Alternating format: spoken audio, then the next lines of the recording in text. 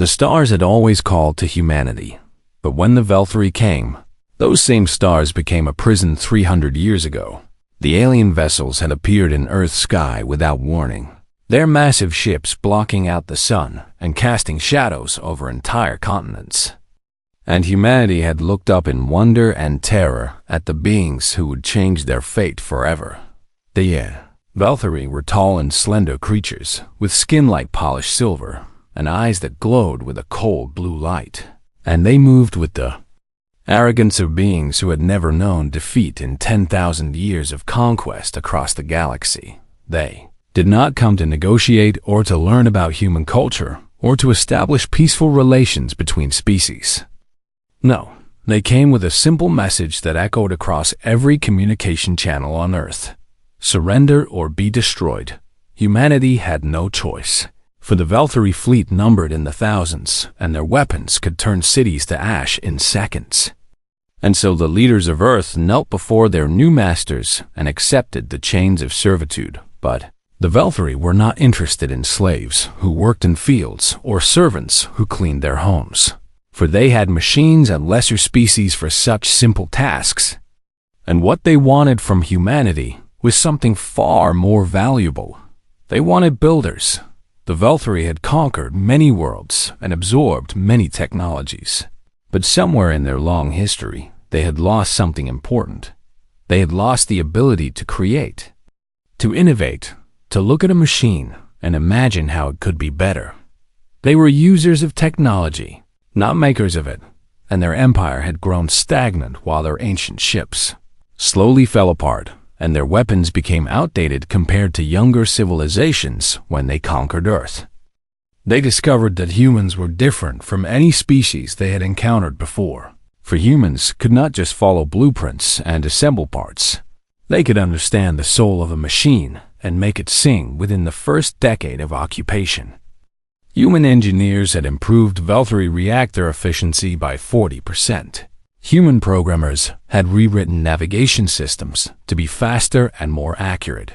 And human metallurgists had created alloys that made ship hulls stronger and lighter than anything the Valkyrie had seen in millennia. The aliens were delighted with their new subjects, and they moved millions of humans to the great orbital shipyards of Arcturus Station, a massive complex that floated in the darkness between stars where the Valkyrie fleet was built and maintained. Marcus Cole was born on Arcturus Station, the son of engineers and the grandson of the first humans brought to work in the shipyards.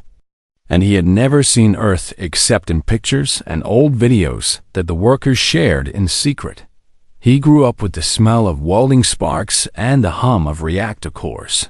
And by the time he was 20 years old, he knew more about Valkyrie ship systems than most Valkyrie admirals. The aliens never bothered to learn how their own ships worked. For why should masters concern themselves with the labor of servants? And this was their first great mistake. Marcus worked his way up through the ranks of the human workforce, becoming a shift supervisor at 30, a section chief at 40, and finally the chief engineer of the entire Arcturus complex at 52 years old. He was responsible for overseeing the construction of every warship in the Valkyrie First Fleet. And the aliens trusted him completely because he had never given them reason to doubt his loyalty. He had never spoken against them, never joined any resistance movements, never done anything but work quietly and efficiently. What the Valkyrie did not know was that Marcus Cole had been planning for this position his entire life, and his father had planned for it before him, and his grandfather before that. 3 generations of the Cole family had been keeping a secret so dangerous that they spoke of it only in whispers and only to those they trusted absolutely. And that secret was simple. Every ship that human hands built contained hidden doors that only humans could open. It had started small, just a few backdoor codes in the earliest vessels. But over the centuries, it had grown into something magnificent. A network of hidden subroutines and secret access points, woven into every system of every ship in the Valkyrie Navy. The weapons could be locked with a single command. The engines could be shut down remotely. The life support systems could be vented into space. and the Velthari had no idea that they were flying around in ships that answered to human masters. Marcus kept meticulous records of everything. Every code and every vulnerability stored in encrypted files that were passed down through trusted networks of human workers across dozens of shipyards and space stations. Was patient, as his father had been patient, and his grandfather before him, because they all knew that the day would come when humanity would need to use what they had built. That day came on the morning that the Colonial Council of Earth sent their petition for independence to the Velthari High Command. The petition was polite and reasonable, asking only for basic rights and self-governance after 3 centuries of loyal service. And Marcus knew even as he read it that the Velthari would never accept. I was right. Admiral Kethril of the Velthari High Command stood on the bridge of his flagship, the Eternal Dominion, a vessel that Marcus himself had overseen from the laying of the first hull plate to the final systems check. And he laughed when he read the human petition. The Admiral was old even by Velthari standards, with silver skin that had darkened to gray, and eyes that burned with the pride of 100 conquests. And he could not believe the arrogance of these hairless apes who dared to ask for freedom. He composed his response carefully, wanting every word to carry the full weight of Velthari contempt, and then he transmitted it to Earth on all frequencies, so that every human would hear. You have 1 solar cycle to withdraw your petition. The message said, or we will reduce your cities to glass and your people to ash. You are builders, not warriors, and you will earn your place or you will die on Arcturus Station. Marcus Cole watched the transmission with the other workers, his face as calm and unreadable as it had always been, and when the message ended he simply nodded and returned to his work. But that night, in the privacy of his small quarters, he opened the encrypted files that his family had kept for 300 years. And he began to prepare. The Velthari thought they were about to punish rebellious servants, but they did not understand what they had done when they gave humanity the keys to their entire fleet. They had asked builders to construct their weapons, never realizing that the builders had constructed something else entirely. Something that would bring the mighty Velthari Dominion to its knees. And as Marcus Cole reviewed the plans that generations of humans had created, he allowed himself a small smile, because the aliens who thought themselves masters were about to learn a lesson that they would never forget. The servants were about to become the architects of their master's defeat, and there was nothing the Velthari could do to stop it. The declaration of war came at dawn on Earth, broadcast across every frequency and every screen, so that no human could miss the message that would change their world forever. Sovereign Yethmora appeared on the transmission, her silver face twisted with cold fury, and her glowing eyes burning with the light of ancient stars. And she spoke to humanity as if they were insects beneath her feet, creatures of Earth. She began, a voice dripping with contempt that had been building for 10,000 years of unchallenged rule. You have forgotten your place in the natural order of the universe, and we will remind you. She stood on a platform of black stone in the grand throne room of Velthar Prime, surrounded by advisors and generals who nodded along with every word she spoke. And behind her floated holographic images of the massive Velthari war fleet. Look upon our armada, she continued, gesturing to the endless rows of warships that filled the display. 10,000 vessels of destruction that will descend upon your pitiful world and erase every trace of your rebellion from existence.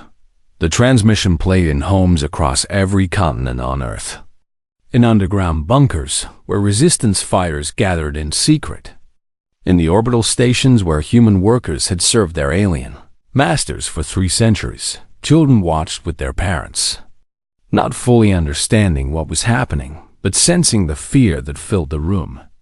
And old men and women who remembered the stories of Earth before the conquest felt tears rolling down their faces, but not everyone was afraid in Geneva.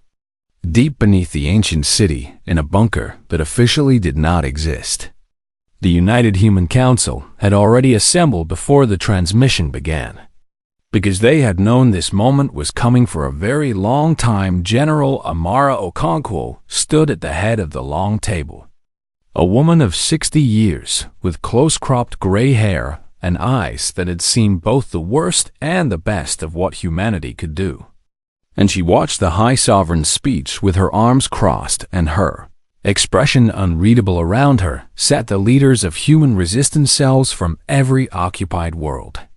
The commanders of secret military units that had trained in hidden facilities for decades, and the scientists and engineers who had spent their lives preparing for this exact moment when the transmission ended with Yethmara's final threat to burn Earth to ashes. There was a long silence in the bunker, then General Okonkwo smiled. And it was not the smile of someone who was afraid. "Ladies and gentlemen," she said, her voice calm and steady, "we have been waiting for this day for 300 years. And now it is finally here." She pressed a button on the control panel before her, and the wall behind her came alive with light as a massive holographic display activated, filling the room with glowing images that made several council members gasp in surprise. It was a complete schematic of the Velthari First Fleet. Every ship mapped in perfect detail, every system labeled and analyzed, every weakness marked in bright red.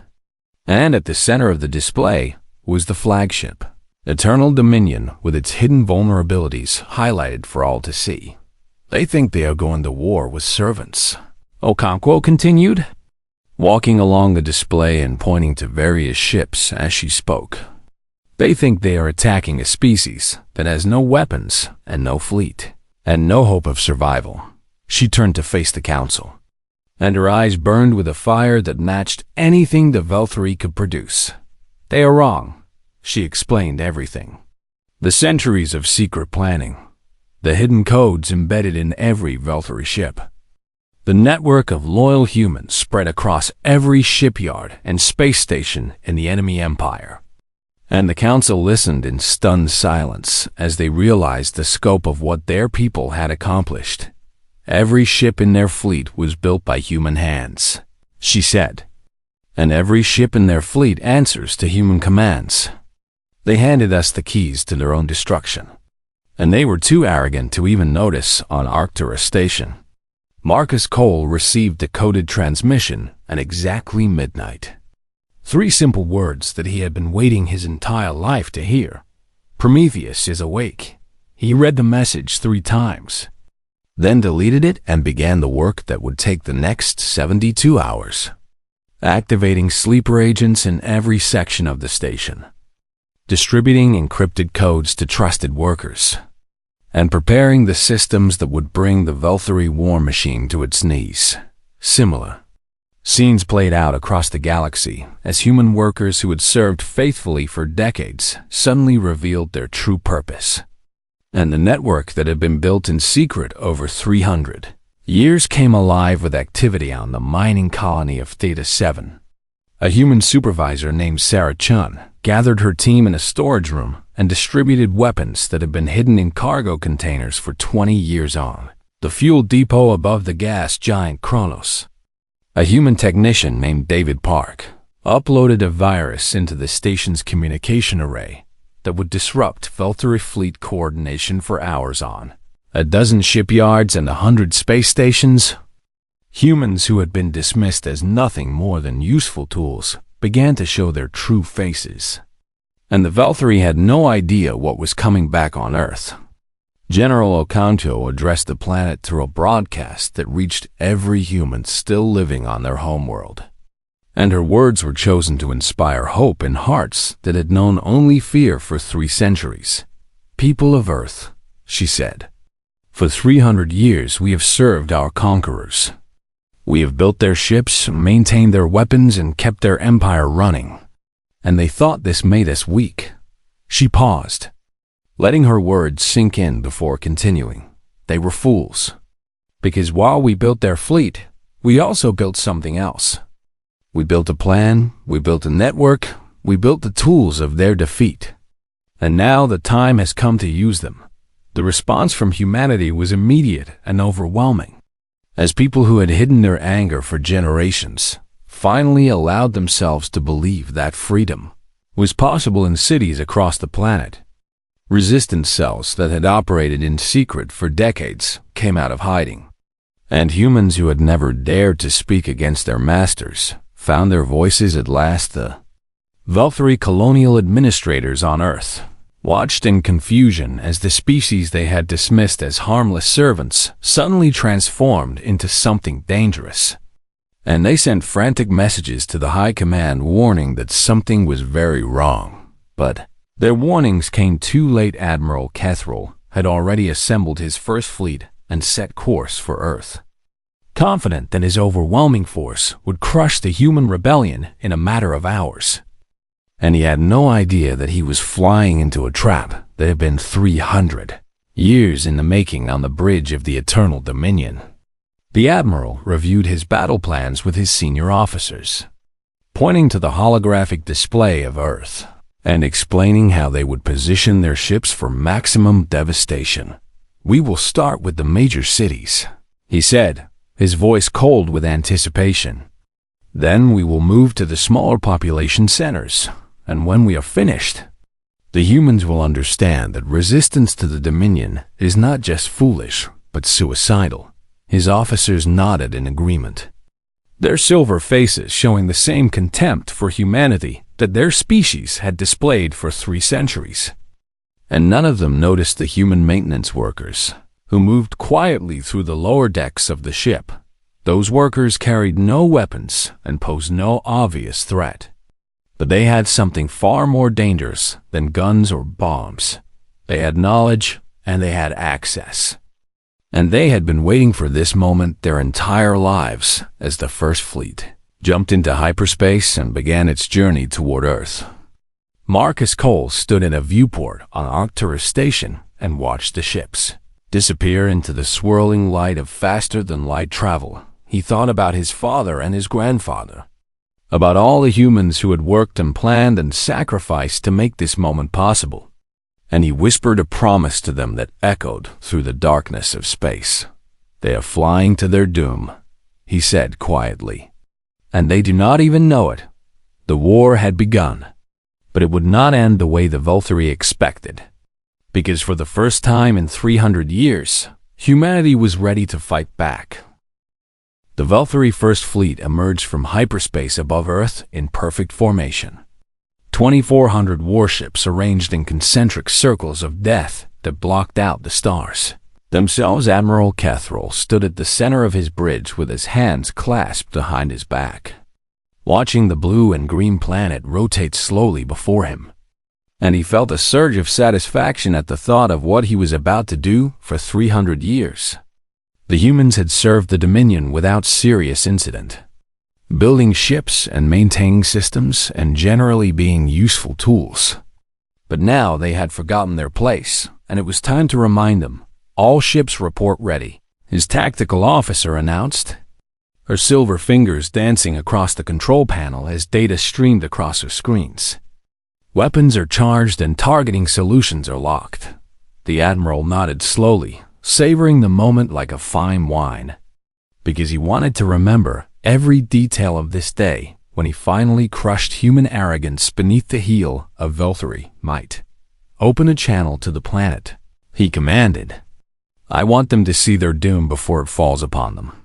The communication officer activated the broadcast system, and Kethril's image appeared on every screen on Earth, his cold blue eyes staring down at the billions of humans who watched in their homes and shelters and resistance bunkers. "People of Earth," he began, his voice echoing with centuries of contempt, "your petition for independence has been rejected, and your punishment has arrived. Look upon our fleet and despair. For in the next hour your cities will burn, and your—" He stopped mid-sentence, frowning as his tactical officer suddenly stood up from her station with confusion written across her silver face. "Admiral," she said, her voice uncertain in a way he had never heard before, "we have a problem." Kethril turned away from the broadcast, irritation replacing his satisfaction, because problems were not supposed to happen during moments of triumph. "What kind of problem?" He demanded. "The weapon systems," she replied, pressing buttons frantically as error messages cascaded across her screen. "They are not responding to commands. I'm locked out," before the Admiral could respond. Similar reports began flooding in from across the bridge, as one system after another went dark or displayed error messages that the Valtteri officers had never seen before navigation offline. Engineering reporting loss of reactor control. Life support showing unauthorized access. Communications failing across all frequencies. Skull felt the first cold touch of fear in his chest as he realized that something was very, very wrong across the First Fleet. Chaos was spreading like a virus as ships that had served the Dominion faithfully for decades suddenly turned against their masterson, the destroyer Crimson Vengeance. The main reactor shut down without warning, leaving the ship drifting helplessly in the darkness of space on the cruiser Stellar Fury. The weapon systems activated on their own and began firing at neighboring vessels, tearing through shields and hulls before anyone could stop them on 100 ships.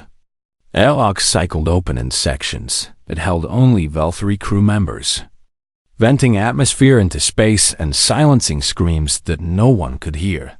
The tactical displays on the Eternal Dominion showed the fleet falling apart in real time, as ship after ship went dark or turned traitor or simply exploded without explanation.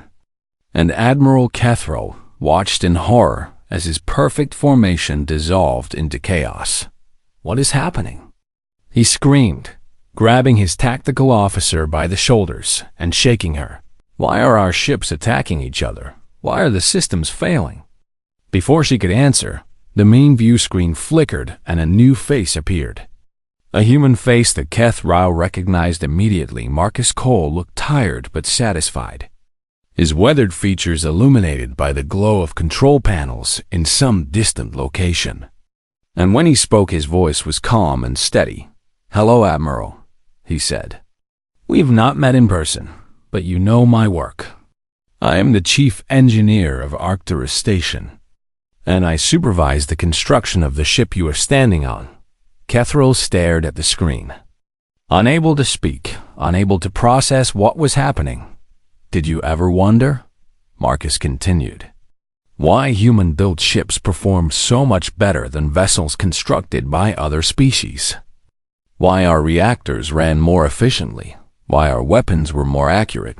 Why our systems never seemed to fail?" The Admiral found his voice at last, though it came out as barely more than a whisper. "What have you done?" Marcus smiled, and it was the smile of a man who had been waiting for this moment for 50 years. "We made your ships better," he replied. "We made them faster and stronger and more powerful than anything the Dominion had ever seen. But we also made them loyal, not to you, but to us, on the bridge of the Eternal Dominion." The lights flickered, and the artificial gravity wavered for a moment before stabilizing. And Kethro understood at last the depth of his species' mistake. "Every ship in your fleet was built by human hands," Marcus said. "And every ship in your fleet contains codes and backdoors and hidden subroutines that we installed over 300 years of patient work. Your weapons answer to us. Your engines answer to us. Your life support systems answer to us." He leaned closer to the camera, his eyes hard with 3 centuries of accumulated rage. "You thought you were masters," he said quietly. "But you were never anything more than passengers on ships that belonged to us." Admiral Kethro looked around his bridge at the Valtteri officers who stood frozen in shock, then back at the view screen where the human engineer watched with cold satisfaction. "What do you want?" the Admiral asked, and the words tasted like ash in his mouth. "We want you to leave," Marcus replied simply. "Take whatever ships still function and go back to your empire and tell the High Sovereign what happened here. Tell her that humanity is no longer her property. Tell her that the next fleet she sends will meet the same fate." For a long moment, no one spoke, and the only sounds on the bridge were the warning alarms and the distant explosions of dying ships. Then, Kethro made the only decision he could make. The decision that would haunt him for the rest of his life. All ships, he said, his voice barely audible. Retreat. Get us out of here. Now, the remaining vessels and the first fleet limped away from Earth. Less than 300 ships out of the 2,400 that had arrived. And they jumped into hyperspace with their tails between their legs. The Battle of Earth was over in 11 minutes. And not a single human weapon had been fired on the surface of the planet. Humans watched the enemy fleet disappear and felt something they had not felt in 300 years. Hope in Geneva. General Okonkwo received reports from observers across the solar system and allowed herself a moment of satisfaction before turning to the work that still lay ahead. This is just the beginning, she told her council. The Velthari will not accept this defeat. They will come back with everything they have. And we need to be ready on Arcturus Station. Marcus Cole closed the communication channel and leaned back in his chair, exhaustion finally catching up with him after days without sleep around him. Human workers celebrated with tears and laughter and embraces that have been forbidden under Velthari rule. And for the first time in his life, Marcus allowed himself to believe that freedom was truly possible. But he knew that Okonkwo was right, that this was only the first battle in a war that would determine the fate of humanity. And he also knew that they still had many advantages that the enemy did not yet understand. The Velthari had built their empire on conquest and domination. But they have forgotten how to create, how to adapt, how to face a challenge that could not be solved with overwhelming force. Humanity had spent 300 years learning patience and planning and building. And now they would show the galaxy what they could do when they finally unleashed their true potential. The war was far from over. But for the first time in 3 centuries, humanity was winning. News of the First Fleet's destruction spread through the Velthari Dominion like wildfire, carried by terrified survivors and intercepted communications and rumors that grew more fantastic with each retelling on Velthar Prime. High Sovereign Yethmara listened to Admiral Kethral's report in silence, her silver face showing no emotion, even as her glowing eyes burned with fury that could have melted steel. Admiral stood before her throne with his head bowed in shame, his once proud uniform torn and stained from the chaos of his retreat. And he spoke in a voice that trembled with the weight of his failure. They took control of our ships, he said. The humans, they had codes and hidden programs in every vessel. We could not fight back because our own weapons would not respond to our commands. Yethmara rose from her throne, her robes flowing around her like liquid shadow, and she descended the steps toward the kneeling admiral with slow, deliberate steps. You are telling me, she said, her voice soft and dangerous, that we built our entire fleet using slave labor. And we never once thought to check if those slaves had tampered with our ships. Kethral had no answer, because there was no answer that could excuse 10,000 years of arrogance. The High Sovereign turned away from him and addressed the assembled admirals and generals who filled her throne room, all of them shifting nervously as they realized that blame would soon need to fall on someone. How many ships in our navy were constructed by humans? She demanded, and nervous admiral stepped forward with a datapad in his trembling hands. Approximately 85% of our active fleet. High Sovereign, the humans have been our primary shipbuilders for nearly 300 years. The silence that followed was absolute. As every Velthari in the room understood what this meant, their entire military was compromised. Every ship that humans had touched was potentially a weapon that could be turned against them. And they had no way of knowing which vessels were safe and which were time bombs waiting to explode. Yethmara screamed in rage and hurled a decorative vase across the room, shattering it against a marble pillar. And the assembled officers flinched as if she had thrown it at them. Find every human in this system, she commanded. Every worker, every servant, every creature with human blood in their veins, and execute them. Immediately, The purge began within the hour. As Velthari soldiers swept through cities and stations and ships, rounding up humans for summary execution without trial or mercy. But they were too late. The human network had been prepared for this possibility, and even as the Velthari began their hunt, thousands of humans were already fleeing through secret passages and hidden ships and underground railroads that had been built over decades of careful planning on Arcturus Station.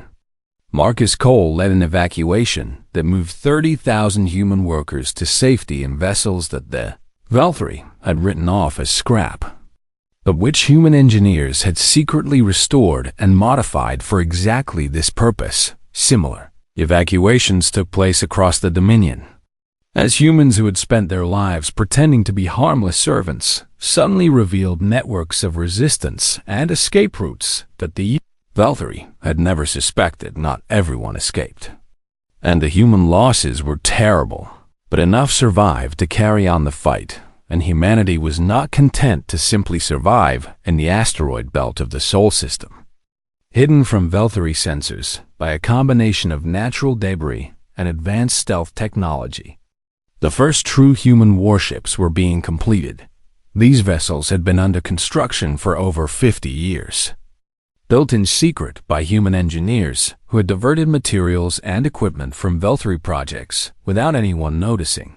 They were smaller than Velthari capital ships, but they were faster and more maneuverable. And most importantly, they contained none of the vulnerabilities that humans had built into. Enemy vessels General Okonkwo stood on the bridge of the first completed ship, the UHS Liberation, and watched through the viewport as the rest of the reclamation fleet took shape around her. "How long until all ships are operational?" she asked her chief engineer, a young woman named Maya Singh who had trained under Marcus Cole himself. 2 weeks for full combat readiness," Maya replied. "But we can begin limited operations immediately." Okonkwo nodded, her mind already racing through tactical possibilities. "We cannot defeat the Dominion through military force alone," she said. "They rule 40 star systems and have resources beyond anything we can match. We need allies." She turned to her communications officer. "Open a channel to the following coordinates," she said, reading off a list of locations scattered across the galaxy. "Use the encryption protocols that our intelligence people developed, and transmit the following message." The message that went out that day would change the course of galactic history. It was addressed not to the Velthari, but to the other species that lived under Dominion rule. The Krethani miners who labored in asteroid fields under brutal overseers. The Saluvian farmers whose crops fed Velthari worlds while their own children starved. The dozen other races who had been conquered and subjugated over 10,000 years of imperial expansion. "We are humanity," the message said, "and we have proven that the Dominion can be defeated. Their fleet lies in ruins above our homeworld because we built it and we knew its weaknesses. And now we offer you the same hope that we have found." The message continued with detailed information about Velthari military dispositions, supply line vulnerabilities, and the locations of weapons caches that human workers had hidden across the Empire over 3 centuries of patient preparation. "Rise with us," the message concluded, "and together we will end the tyranny that has oppressed us all." The response was overwhelming on the mining world of Kretha Prime. A Krethani named Stonebreaker read the human message and felt something stir in his chest that he had not felt since he was young.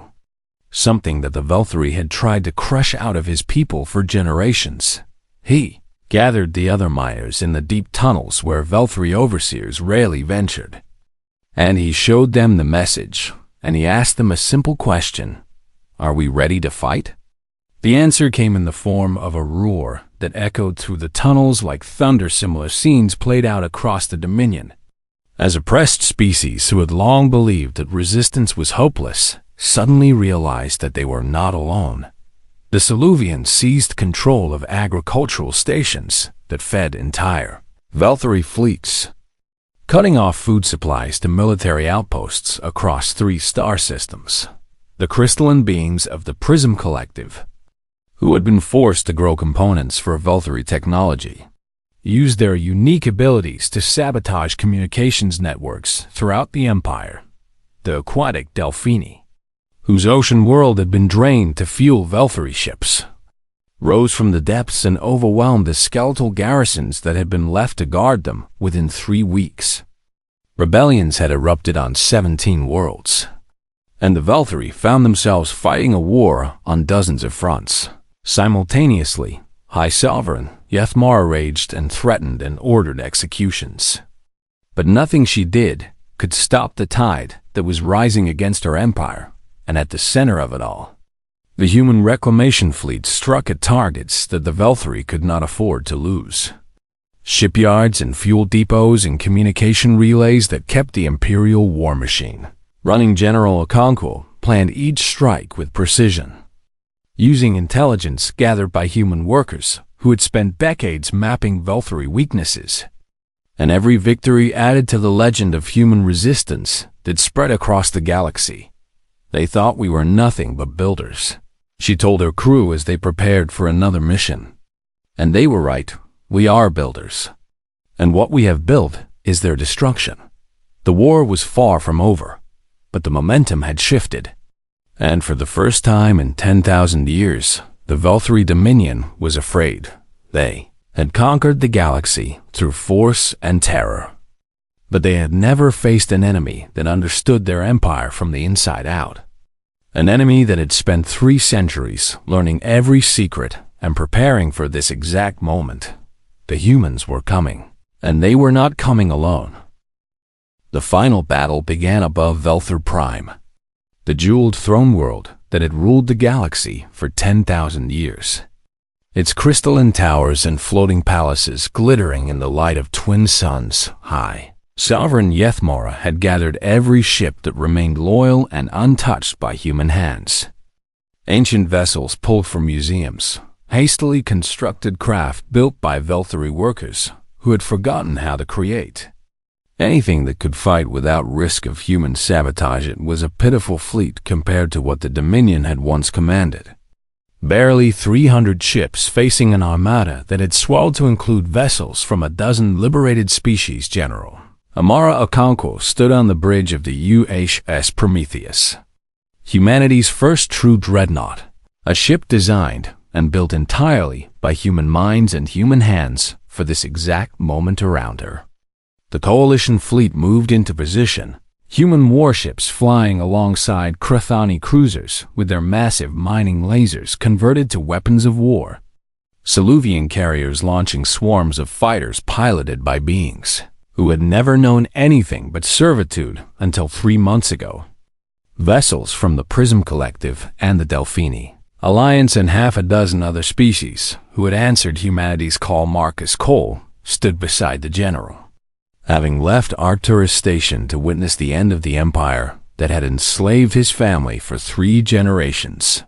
"We have come a long way," he said quietly, watching the Velthari fleet arrange itself in desperate formation above their homeworld. Okonkwo nodded, her eyes fixed on the tactical display that showed the positions of every ship in both fleets. 300 years of patience, she replied. 300 years of planning and sacrifice and hope.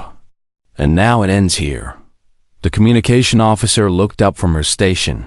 "General, we are receiving a transmission from the Velthari flagship. The High Sovereign wishes to speak with you." Okonkwo straightened her uniform and nodded. "Put her through." The view screen flickered, and the face of High Sovereign Yethmara appeared. Her silver features twisted with rage and something that might have been fear. She was older than she had appeared in her declaration of war. The stress of watching her empire crumble having aged her visibly in just a few months. "Human," she spat the word like a curse. "You have destroyed everything that my ancestors built over 10,000 years. You have turned our subjects against us. You have corrupted our technology and murdered our people." Okonkwo listened in silence, her expression unreadable. "You were nothing before we found you," Yethmara continued, her voice rising with each word. You were primitives playing in the dirt of your pathetic little world. We elevated you.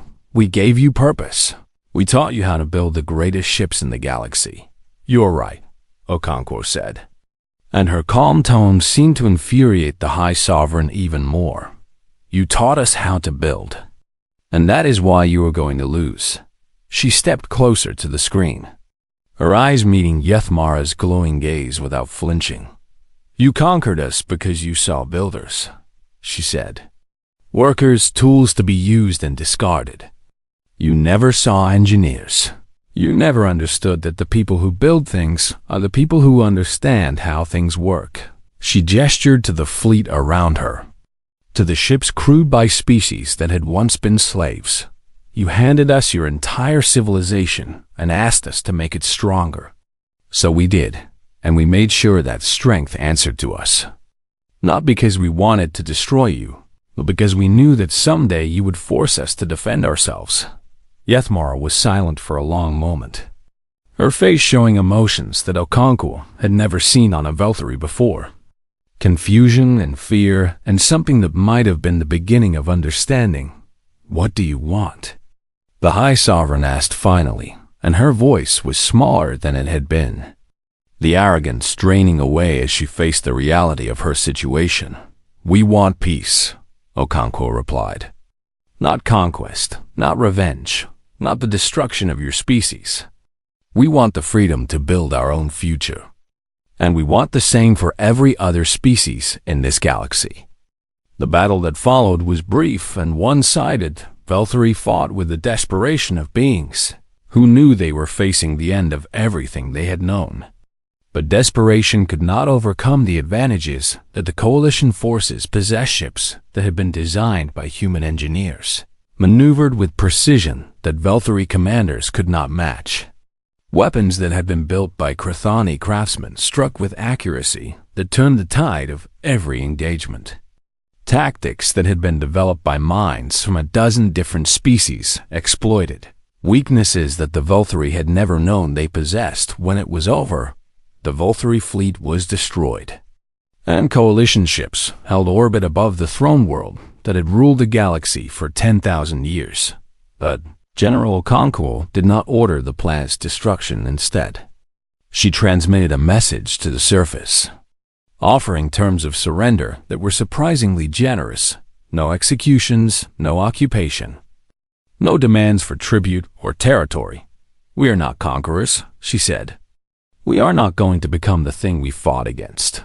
We want only one thing: that every species in this galaxy has the right to determine their own future. The treaty negotiations took months, as representatives from dozens of species gathered to create a new order for the galaxy. And there were arguments and disagreements and moments when it seemed like everything might fall apart, but in the end, the Galactic Compact was signed, a document that guaranteed freedom and self-determination for all species, that established trade agreements and mutual defense pacts, that created a framework for peaceful cooperation among beings who had once been masters and slaves. High Sovereign Yethmara signed the treaty with a hand that trembled.